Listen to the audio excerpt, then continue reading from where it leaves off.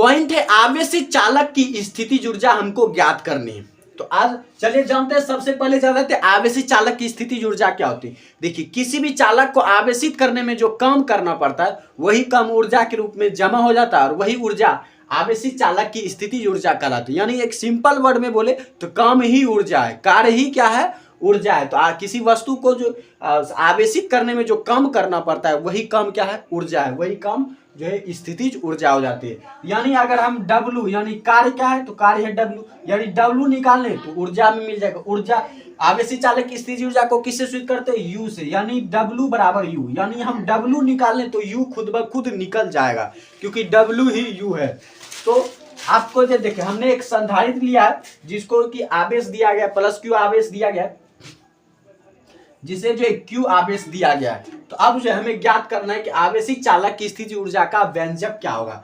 तो अब चलते हैं, देखिए अब जो हमें चलना है वो चलना है सबसे पहले विभव पर। देखिए विभव क्या होता है कि आवेश को ढोने का काम, विभव है आवेश को ढोने का काम। तो किसी भी चालक को आवेश दिया जाएगा तो पहले तो यानी कि किसी भी चालक को आवेशित किया जा रहा है, यानी उसको आवेश दिया जा रहा है। तो आवेश दिया जा रहा है यानी ये यहाँ इस वस्तु में पहले कोई आवेश नहीं था, यानी यहाँ पर विभव जो शुरुआती विभव क्या था, 0 था, क्योंकि आवेश नहीं तो विभव भी नहीं। यानी शुरुआत में जो किसी चालक में जो आवेश 0 था यानी विभव 0 था, और फिर आवेश दिया गया तो उसका विभव कितना हो गया, V हो गया। यानी आवेश ढोने पर कुछ काम करना पड़ा तो विभव हो गया V। तो यानी 0 यहाँ पर विभव 2 मिल रहा है, काम करने से पहले 0 और काम करने के बाद V। तो कुल विभव अगर हमें पता करना है तो हमें निकालना होगा माध्य विभव। हमें क्या निकालना है, माध्य विभव निकालना है। तो माध्य विभव हम मान लेते हैं V'। माध्य विभव क्या मान लेते हैं, V', क्योंकि डबल विभव यहाँ पर काम करने से पहले और काम करने के बाद, तो इसलिए हो जाएगा 0 + V/2 और इस तरह से ये निकलेगा V/2। V' बराबर क्या, V/2। अब जो हमें चलना है, अब चलना है कार्य पर, विभव की परिभाषा पर। विभव की परिभाषा क्या होती है, V बराबर होता है W/Q। V बराबर क्या होता है, W/Q। इस तरह अगर W बराबर निकाला जाए तो ये हो जाएगा VQ। W बराबर क्या हो जाएगा, VQ। W बराबर हो जाएगा VQ।